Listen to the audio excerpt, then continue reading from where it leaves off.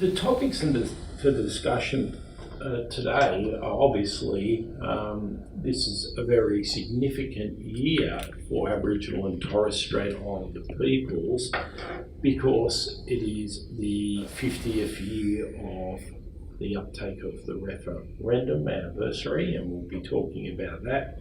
We'll be talking about reconciliation in general. We'll be talking about what the 20th anniversary of Mabo has meant to Aboriginal people, and we'll also talk about bringing them home report. What did that mean? Now, when you think about that, I'd also like each of the panel members to think about what it meant at a local level, what it meant at a national level, and what it meant at an international level. So what did it say to the world, and what does it say now? And I'd like people to speak freely. There is no political format here.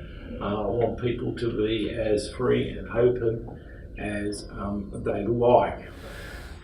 Let's mix it up and ask start with Arnie Barb. Where were you in 1967, and what do you think about the I guess it was the confirmation of the referendum? Okay, 1967, I was a young married woman with little kids.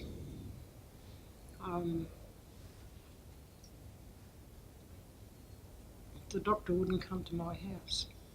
That referendum happened with the outcome, and I can remember my neighbours. I lived in Housing Commission, Berkeley. You know, now, it was funny because I was one of the first person to have a TV in that place, in that street. And I always think that was funny. I was the only black fella in the street, and I was the first one to have a TV. It's a wonder the cops didn't come and pick me up. But anyway. Talk about this children, your children. But I had three kids by then, and the neighbours used to come up to my place to watch the telly. And some of them still without their own television, came on when the referendum was happening. And I had three kids, a little boy, a little girl, and two little girls.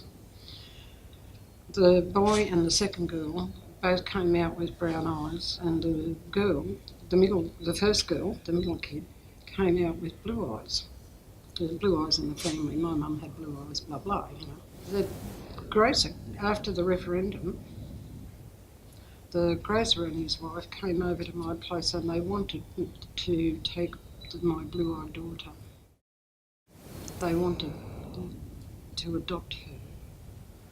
They wanted to take her. They were prepared to take her right there and then, and they offered me £2,000 if I would let them take my daughter. And that was just after the referendum. Probably after the results of the referendum became known, and it was probably a few weeks. I thought, nothing's changed. Nothing's changed. And I got to think about that term, nothing's changed. And I think for quite a while nothing's changed, because even in New South Wales, that referendum was supposed to give Aboriginal people the same rights as all other citizens in this country. We'd have voting rights in federal elections, we'd have the right to be enrolled on the census and on the electoral roll, and to be counted on the census. And we'd have all the same civil rights and so on that every other Australian citizen had. But it doesn't actually follow through that that's automatically going to happen, because I know in New South Wales it wasn't until 1971 that the Aboriginal Protection Act, the act responsible that oversees the taking children away, that wasn't expunged from the New South Wales statutes until 1971. So, and yet it would only take a stroke of a pen to do it when it was done. And that stroke of the pen could have happened on the 9th of May, just after the referendum. But it didn't, and I think nothing much changed until really 1971, when Tent Embassy first went up in Canberra, 1972. And because one thing that referendum did give Aboriginal people was the right to protest in public without being subject to being arrested for being in congregating in public places, because you weren't allowed to do that before then. So that right made it possible for the tent embassy and all that activism of the 70s to emerge. I think that's a very good point, Auntie. It is often thought that 67 was a changing point for Aboriginal people. I think it was more a significant date for non-Aboriginal people because they felt that we had achieved 90% of the national vote, that the business was finished. But as Auntie points out, the Aboriginal protection policy of allowing children to be taken from their families persisted well into the early 1970s, and even when it was expunged in 1971, stolen children were still reported well into the mid-1970s. And there are discussions that they still are in Northern Territory, so it's nothing like that. But it still does happen. I became a member of the Link Up organisation, and I was a member of that and served on the board of that for 24 years or more, and I was on the executive of the Link Up organisation. And when Link Up started, it was going to be probably a 10-year lifespan, and all the stolen kids would be found and brought home and reunited, but it had become a growth industry. And even though the statutes changed, the practice of removing Aboriginal children now still continues, and it continues through the instruments of welfare and juvenile justice. And it's very strong on that. You've only got to look at the numbers of juveniles in juvenile detention centres to know that there's a real big focus on juvenile justice things. And because if they get to be noticed as by the authorities in juvenile injustice matters, then that's an automatic notification to welfare, and then the welfare steps in. So it still happens, and Link Up is still going, and it's going. When did it start? 1980, and it's still going. And they thought it would have a 10-year lifespan. I'd like to move to the younger. Yeah. Panel at Dakota. What are your feelings about the 60s? Well, obviously you weren't around then, but what did your family tell you about the 67 referendum? What did you feel? How did that make you feel as an Aboriginal man? So obviously I wasn't around. My father was born in 66, so would have been one, and my grandmother was born in the 40s, and he was brought up in Redfern, and my grandmother, a few years after, would have been the early 70s, realised that she could actually attend university, so she attended Sydney University. In a short course, there's a few Indigenous people that were selected in education. And so there was that sort of feel while her husband at the time was out working. And she obviously faced a lot of, there was still a lot of tension, like from what I heard, moving in and out of that institution in that area at the time. She had to do a lot of stuff on her own. And she faced all throughout her career, so she went on to do a master's and everything. She was held back a lot by she's actually working in a jail, actually. She was held back by that sort of institutional restraining, which I think, for me, as sort of a millennial, I was born in 97, it's more the institutional strains that kind of still, I feel, has that legacy. From me looking back, I think the 67 referendum may even have been, like you said, for the white Australia, for maybe even the political party at the time. Well, it was certainly celebrated nationally and internationally as a positive move forward for Australia, and I think current events would say that probably the spirit of that vote has actually not been mobilised in any sort of Aboriginal life. I don't. We have one of the highest suicide rates on earth. We have one of the lowest life expectancies. We're in some states up to 10 times more likely to be incarcerated. I would not say probably that the referendum was any turning point, but rather a feeling of good consciousness by that was a tokenistic view, which I think each of these have, it seems to have been all one-off events, but they follow through afterwards. Now, what do you think, Wendy? Yeah, so my dad's always had a positive experience. He was fortunate enough to grow up in a small community of Cootamundra, and he was very, he was accepted. He obviously found some sort of taunts of racism and whatnot, but his experience around the referendum and the ability to, for all Australians to be on an equal playing field. He was accepted and he found it okay, and that was sort of portrayed onto myself as growing up. It was always celebrated, and as you sort of got older, you started to realise that there are still holes in this system, and the gaps between Indigenous and non-Indigenous people.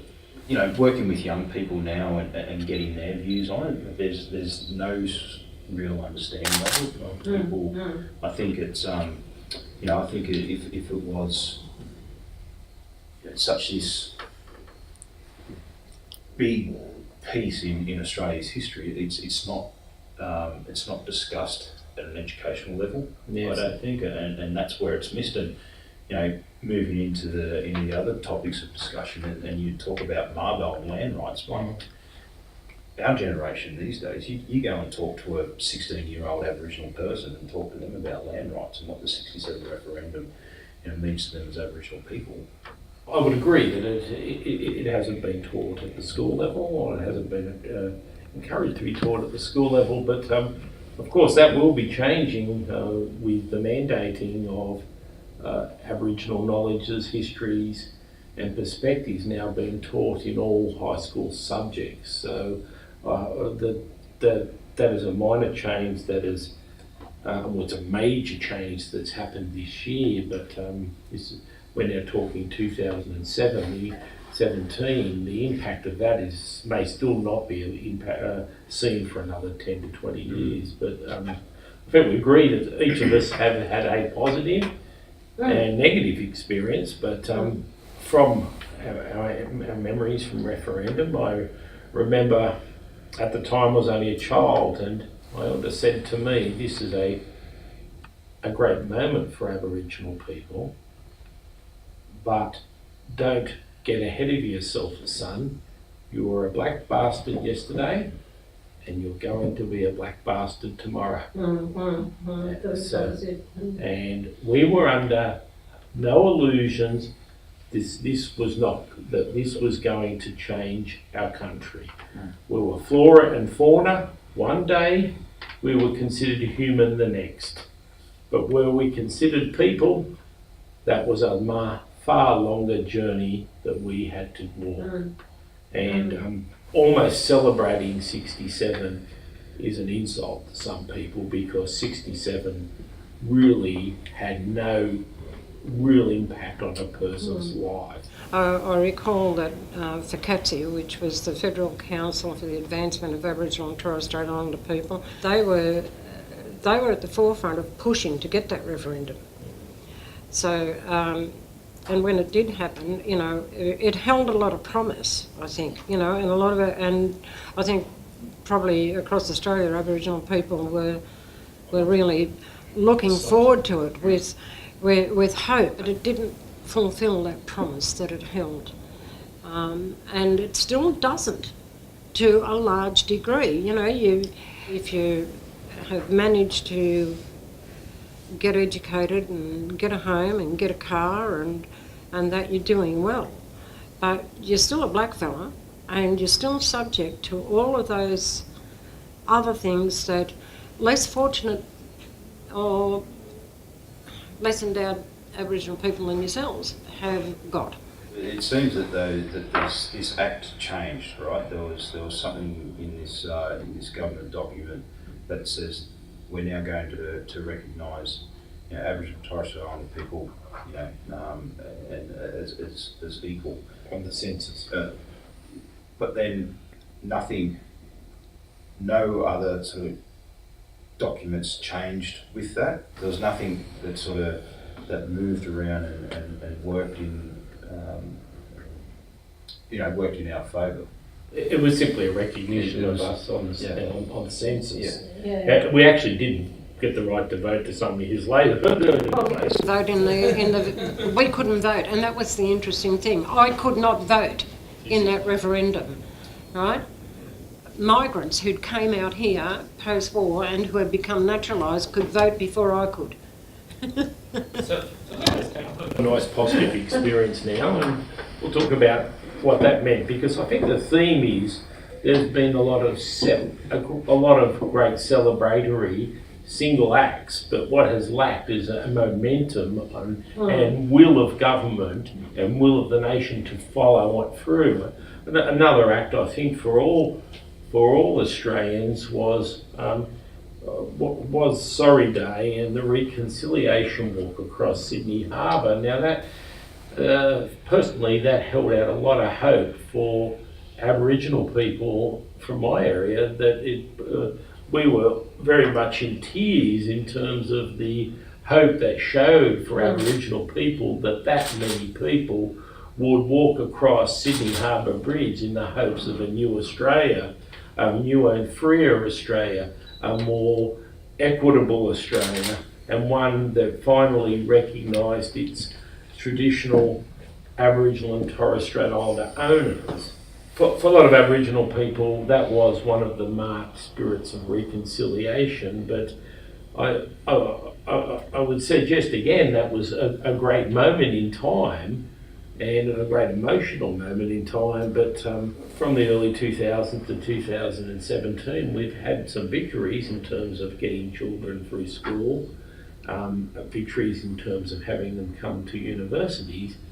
But on the other side of the score chart, during that time, we've seen a marked increase of Aboriginal people in custody, Aboriginal people in care, a rise in domestic violence for Aboriginal people, a lot more injustices in the NT, and a much more negative view of Australia internationally than we've ever enjoyed. I think we enjoyed a better international view in 1967 than we do in 2017.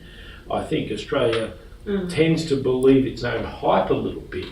In any UNESCO report, Aboriginals and the United Nations are very much the measure of social impact in this world.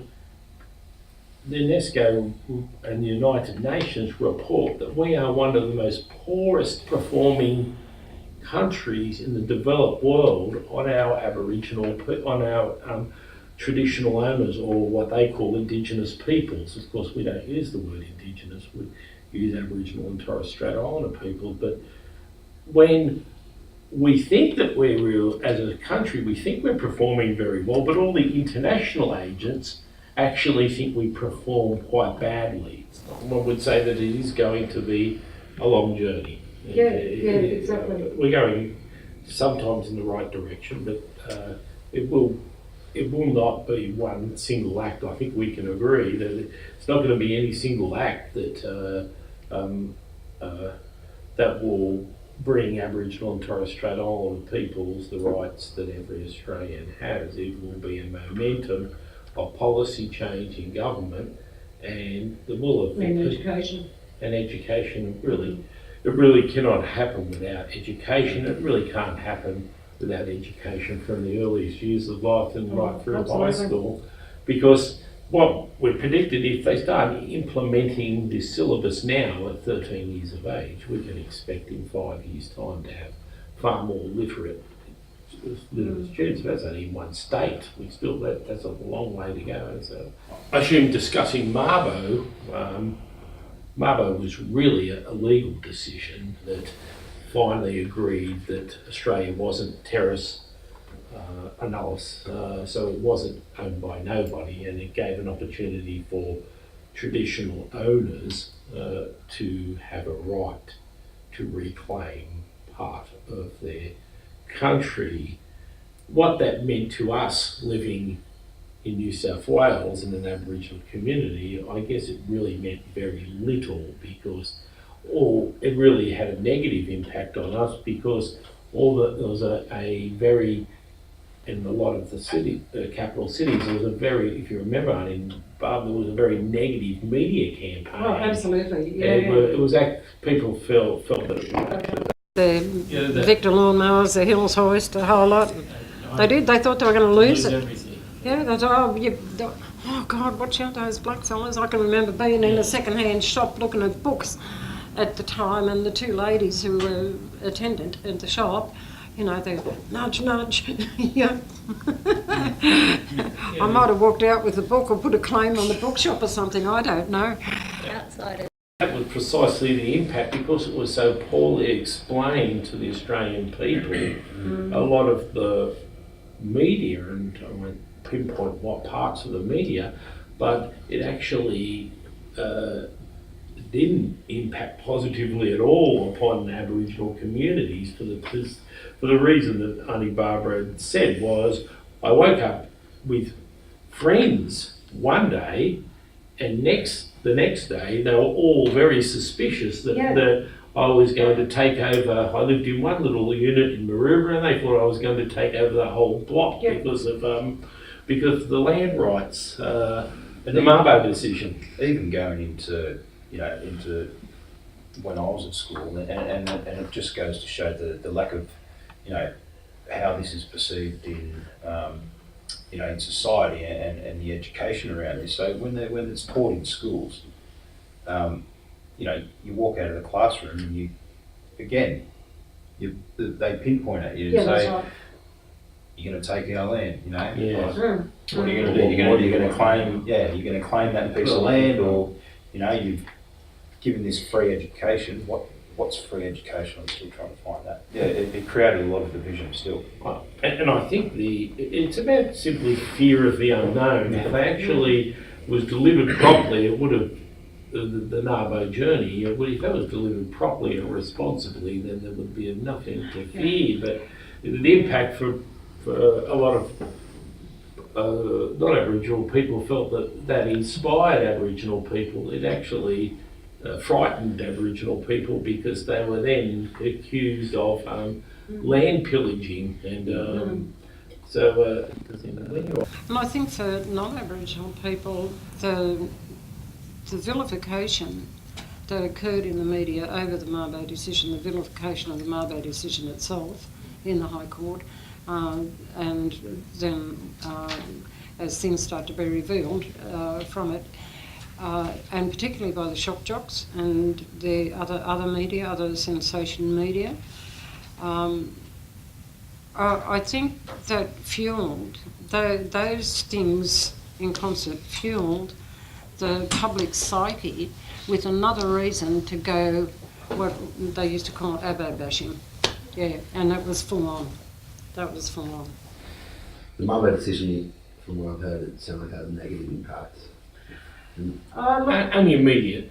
I wouldn't say in the long run. I wouldn't say in the long run, because it did give opportunities for them all around Australia for traditional owners to claim back. I spoke to Michael McDaniels, who's the director at and he used to be within the Native Title Council, and would go out to communities. Yeah, he did. The National Native Title Tribunal. The criteria to ask for Native Title was very slim. There had to be no one occupying the land. There had to be no infrastructure or whatever there at all. And I know the Morawari Republic, the traditional owners up there who managed Native Title a couple of years back, that was pretty much what was there. There's like nothing out there. Also interested in what other political questions came up after White Australia said, okay, you were here first. Australia's the only country that doesn't have a treaty with its First Nations people. I wonder whether that conversation was brought up at the time. There was talk of treaty from then Prime Minister Bob Hawke back in 1987, the Barunga Statement at the Eva Valley Conference in the Northern Territory. He actually voiced at the Barunga, at the Eva Valley Conference, he promised a treaty and uniform land, this was his words, uniform land rights bill for Aboriginal people. Now, clearly, a uniform land rights bill across the country would be fraught with difficulty, and it would not be workable as a uniform thing, but that needed to be tweaked. Treaty, he didn't call for any draft documents or anything, but draft documents were available from Aboriginal people. Kevin Gilbert's draft treaty was available, and Michael Mansell had done something with his Aboriginal Provisional Government papers. That's from Tasmania. But a few months later, well, it wasn't too long after that, that Bob Hawke was at a posh dinner in Perth with the mining magnates over there. The media got wind of this, and they did a terrific job. Some of the media did a terrific job on it, and they waited outside the hotel where this dinner was, and when everyone emerged, they landed on Bob Hawke. And this is on national television, it'll be on their archive somewhere. They asked him, he's sitting at dinner with the mining magnates, okay, how does that square with treaty and land rights? And this is the questions they put to him about that. You know, did you discuss treaty? Did you discuss land rights? And Hawke stated there and then there would be no treaty with Aboriginal people. Instead, we're going to institute a policy of reconciliation. Right? And so for a lot of people, reconciliation was seen as the booby prize, you know, that it wasn't the big thing, that it was seen as the booby prize. So yeah, it's... Most of the Commonwealth countries do have treaties set up, so it isn't the mammoth radical step that a lot of politicians would have you believe. No. A treaty is nothing more or less than what most Commonwealth countries already have, and you see the difference that it makes to countries like Tonga and New Zealand, and it is ludicrous that Australia... It doesn't have a treaty at all. It doesn't have a treaty at all, and then we're squabbling over a few words in the Constitution. How do you think this fearful time plays out for Aboriginal peoples, remembering, of course, we have a party elected in Queensland with the holding power in the Senate. How do you feel this? I call it a dark time at the moment. How do you think that plays out for Aboriginal people? I haven't been around for 20 years, although I've been raised in an environment that's very media driven. Awareness has been pretty directly come from the media, awareness of what's going on. And there's such a global focus in unison, and that globalisation and has pros and cons. And I feel like Australia, as a federal government, has a lot of obligations and interests internationally, and not so much because of multiple reasons has that interest.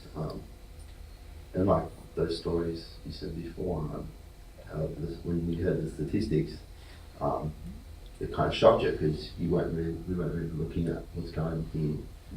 So I think, yes, it is a dark time, because those sort of gaps, they're not what my grandma faced day to day nowadays in 2017. Those gaps come from pretty much after this 1967 referendum, when people stop saying, oh look, racism isn't in the streets anymore, it is in your face. It's in Indigenous retention rates, it's in the health gaps, it's in children in out-of-home care.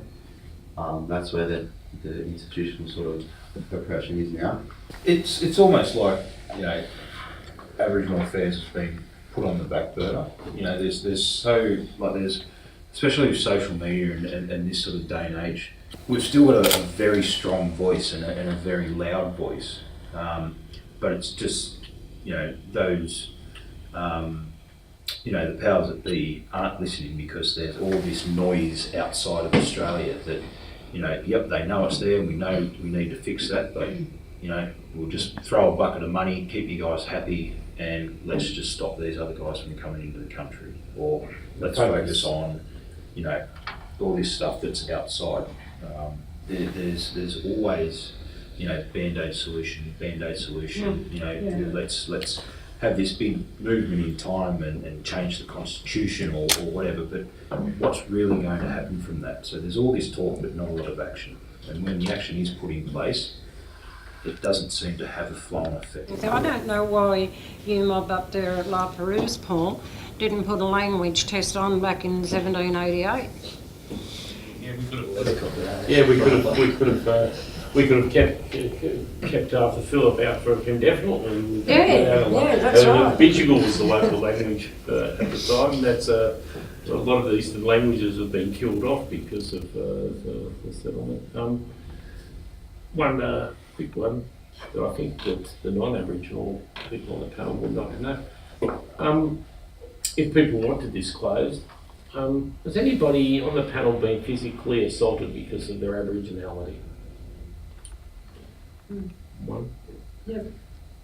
So that's to the panel, to people saying that was 100% of the panel, which is only a small panel, but small in number, but wide in knowledge. Every one of the panel members indicated they have been physically abused because of their Aboriginality. And it's interesting that age gap as well. You've got our elders here that have lived in this past experience, but then you've got, young brother here that, how old are you? 19, and still being, physically abused because of race in this day and age.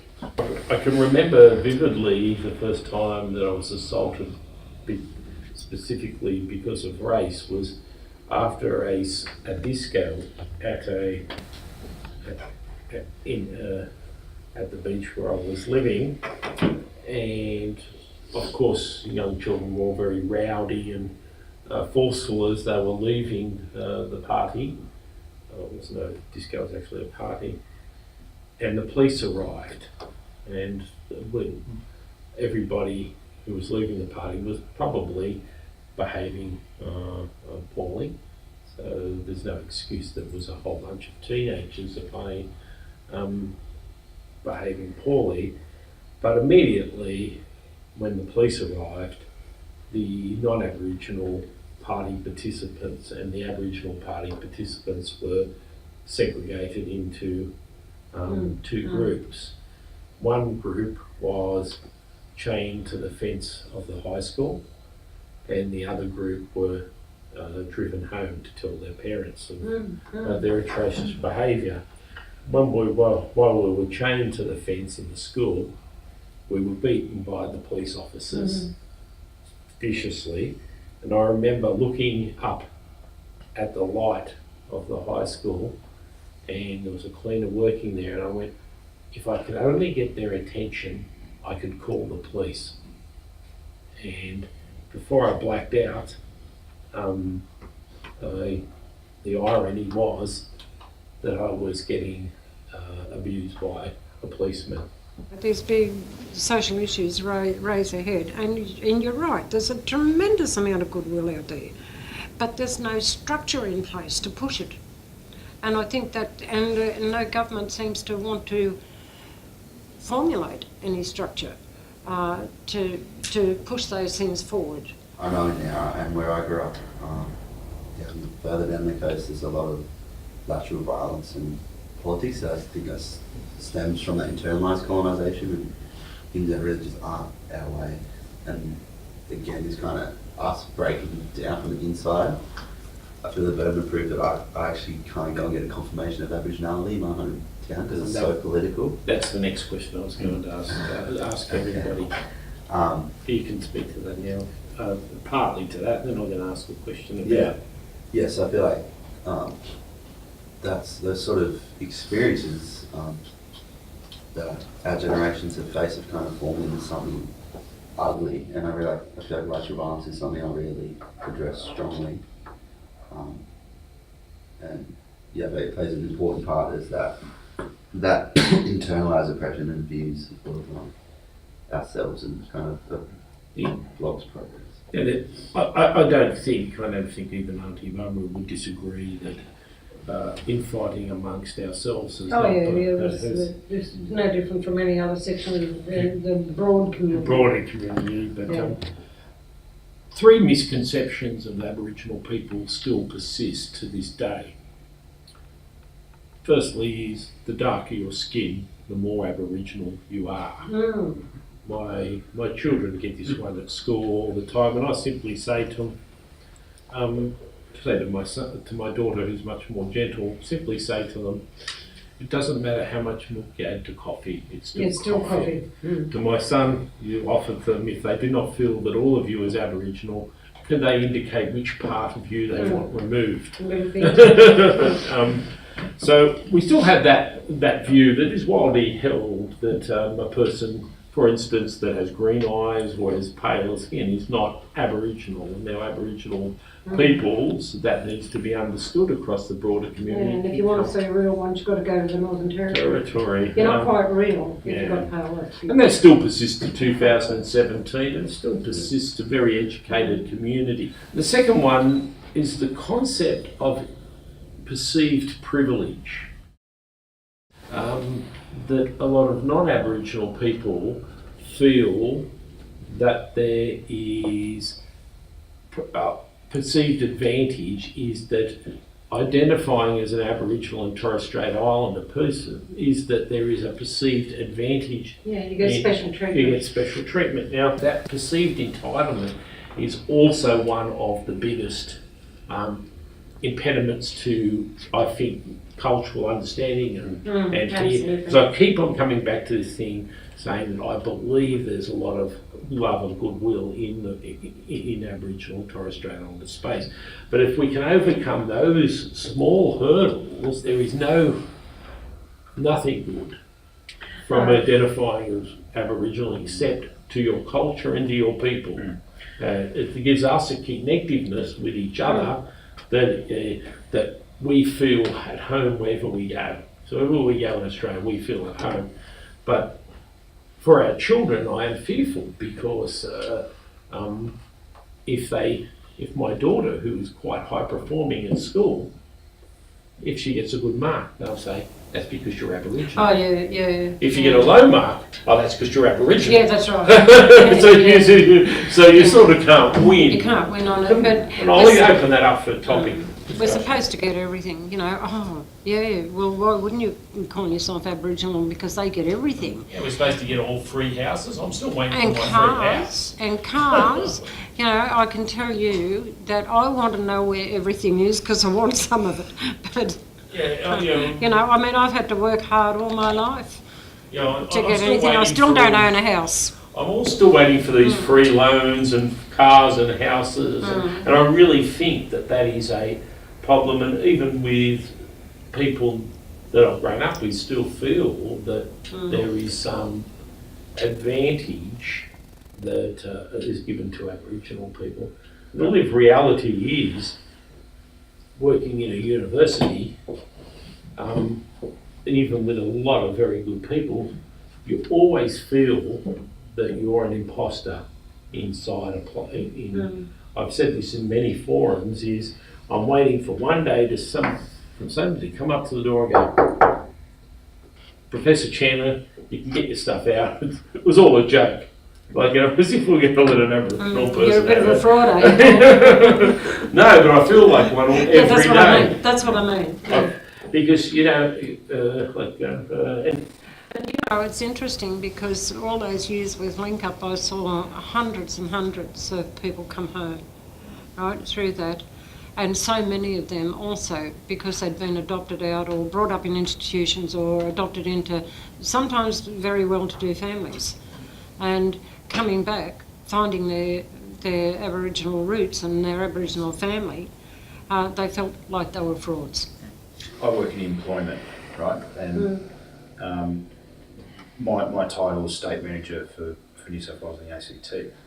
And when you're talking to people, and we've got a very strong Aboriginal Torres Strait Islander program as well. And you're talking to these people and they ask, you know, what's your role?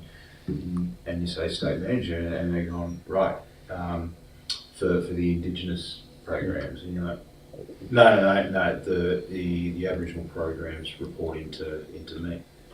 And the look and shock that they get for an Aboriginal person being to hold an exec position, to hold a senior role is that you could see their minds ticking over there and then to say, hang on, why are you, how are you? You know, so it's really... So we spent most of the forum, and I want to try and wrap it up now on a positive note. Where to from here?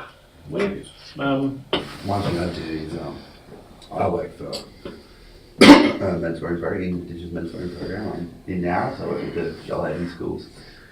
And the big focus on every educational program and things around education is improving educational outcomes, which is never improving education. It's only improving those outcomes. So education is the key.